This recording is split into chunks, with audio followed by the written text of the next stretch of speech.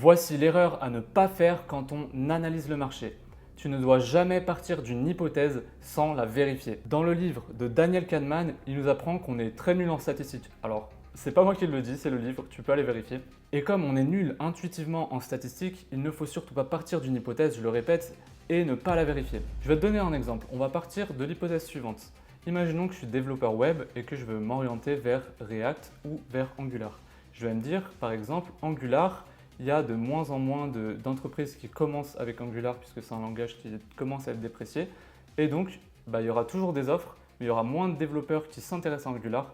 Donc, j'aurai plus de chances d'avoir une mission Angular. Donc, plutôt que de partir de cette hypothèse qui est sortie de mon chapeau, on va faire ensemble une vérification du marché en l'analysant. Alors, pour l'analyser, c'est simple, tu vas aller taper Freework. Freework, c'est une plateforme de freelance, mais également pour trouver des offres de tout type dans la tech. Mais tu pourras également trouver des missions freelance, chose qui n'est pas le cas sur toutes les plateformes. Alors, déjà, première chose qu'on va faire, c'est de s'inscrire, puisqu'on va on va faire des alertes. Ces alertes, elles vont nous servir à tous les jours recevoir le nombre d'offres qui a été créé sur un marché. Et ce marché, comme ça, on aura de la donnée qu'on va pouvoir analyser. Alors pour ça, je te laisse te connecter, te créer un compte. Ok, maintenant qu'on est connecté, on va pouvoir aller voir les offres. Et ici, tu vas pouvoir créer une alerte. Donc en fait, ce que tu vas faire, par exemple, on va taper, moi j'ai une autre hypothèse, c'est qu'il y a de plus en plus de missions en Next.js qui apparaissent sur le marché, chose qui n'était pas du tout le cas avant. Et on va voir si effectivement la courbe est plutôt progressive ou alors si au contraire il n'y a toujours pas d'offres. Donc je vais t'appeler développeur Next.js. Moi, ce qui m'intéresse quand même, c'est d'avoir, voilà, j'ai CDI et freelance, télétravail, ça on s'en fout. Maintenant, je vais pouvoir créer une alerte. Donc j'ai tapé développeur Next.js, je tape une alerte, et là on peut voir quand même qu'il y a 166 résultats dans, effectivement là c'est dans toute la France. Donc je crée une alerte, développeur Next.js, activé.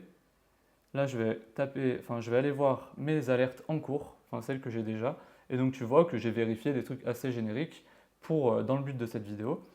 Donc React, Node.js, TypeScript voilà, on peut voir les offres qu'il y a actuellement et tu peux voir qu'en fait, des offres sur développeur Next.js, il y en a plus que React. Après, j'ai pas tapé développeur React. Peut-être que le mot-clé en question, il aurait servi, il aurait fait une différence de chiffres. L'analyse de marché, c'est extrêmement sous-coté, alors que c'est une étape indispensable si tu souhaites te lancer en tant que développeur freelance. Ça va te servir notamment à trouver les mots-clés sur lesquels te placer, les technologies à utiliser, les frameworks, les outils, ceux que tes concurrents ne maîtrisent pas, mais que toi, tu vas maîtriser et qui va faire toute la différence aux yeux du marché, qui t'apportera à la fois un nombre de missions satisfaisant à cette mission et à la fois des missions qui payent bien. Donc, c'est très important de l'analyser. Ok, donc une fois que tu as ces marchés que tu souhaites analyser, maintenant, il faut noter la data et en fait, tu vas recevoir des emails. Ces emails-là, à chaque fois, ils vont regrouper tes alertes et aujourd'hui, j'ai tout ça que j'ai bien rangé et qu'on va pouvoir analyser ensemble. Donc, je vais reprendre depuis ici. Là, on peut voir qu'il y a 11 nouvelles offres correspondant à React, 9 sur Node.js et 3 sur TypeScript. D'ailleurs, on peut voir sur Freework qu'il y a beaucoup moins de missions TypeScript à l'heure actuelle, au moment où je tourne cette vidéo, que de missions React ou Node.js. Mais nous, ce qui nous intéresse, c'est de voir éventuellement la croissance des missions, la croissance des missions sur un marché. Donc, pour ça, il faut avoir un outil dans lequel on va noter toutes ces informations. Un outil d'analyse de data. Tu pourrais faire ça avec tout simplement un Excel, mais j'ai préféré coder une solution pour que ça soit plus simple. Donc, cette solution-là, tu peux la retrouver sur ma plateforme Codimpia. Il suffit de cliquer sur son profil et d'aller dans Outils, Analyse de marché. Donc là, ce qu'on va faire ensemble, ça va être simple, c'est qu'on va ajouter les nouvelles missions dans l'outil. Aujourd'hui, il n'y a rien. Mais le but, c'est qu'on ajoute ensemble ces nouvelles datas et qu'on voit ce que ça donne sur les graphiques. Donc on va cliquer sur Nouvelle entrée. Alors, ce qu'il faut bien comprendre dans ces nouvelles entrées-là, ce qui va nous intéresser, c'est le marché, le nombre de missions et la date. Comme ça, on va pouvoir voir l'évolution. Donc là, la date, c'était le 12 juin. Donc j'en ai accumulé plein pour qu'on le fasse ensemble. Donc on va taper 12 06 2024. Le nombre de missions, on va prendre dans l'ordre. On va prendre TypeScript,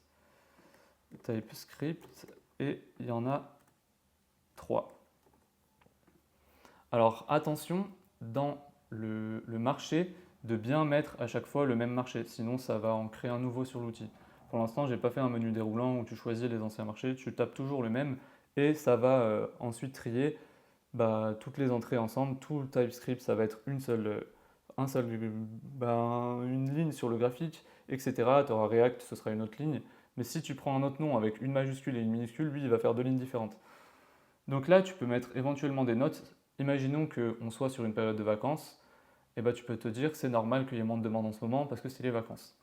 Donc tu ajoutes l'entrée, et là donc on a une entrée qui est là. Et là le but ça va être d'en ajouter un nombre assez suffisant pour avoir une analyse intéressante. Ok, donc comme tu peux voir désormais à l'écran, il y a maintenant assez de data pour faire une petite analyse. Donc là on a ajouté, on a nos différentes nos nombres de missions avec le marché associé qu'on a ajouté à chaque fois pour une date. Donc moi, là, si je te reprends l'exemple d'un mail, j'ai 3 dates. Enfin, sur une date plutôt, j'ai 3 marchés. Le marché React, le marché Node.js et le marché TypeScript. Donc à chaque fois, pour une date, j'ai 3 entrées à ajouter. Donc je fais une nouvelle entrée, j'en ajoute 3 par jour, et voilà.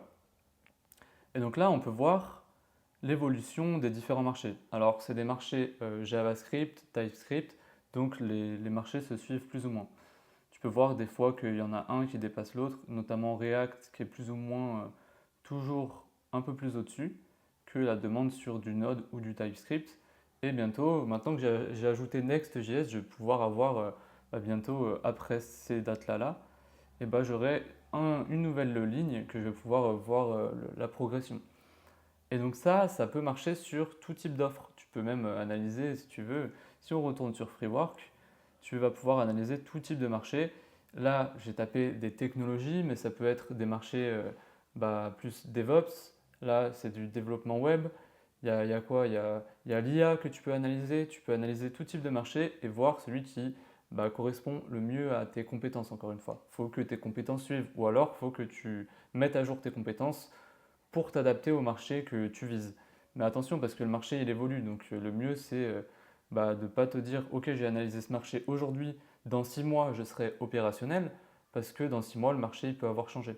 Donc c'est pour ça qu'il faut l'analyser régulièrement, voir comment le marché évolue, et c'est également comme ça que tu vas savoir comment te mettre à jour, quelle formation tu dois faire pour te mettre à jour sur tel ou tel techno en fonction de, encore une fois, de tes compétences. Si tu fais du web, tu peux te lancer demain dans le Web 3 si tu veux, mais il faut être aussi cohérent avec ton domaine et après aussi tes appétences que tu as envie de faire. Si tu souhaites accéder à ma plateforme, je te laisse aller voir les liens qui sont dans la description et on se dit à bientôt pour une nouvelle vidéo.